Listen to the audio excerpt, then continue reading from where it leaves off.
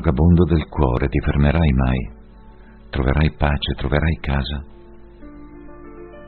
Ho provato a essere come tu mi vuoi, gatta nera che danza nel fuoco, sempre sicura, sempre sexy.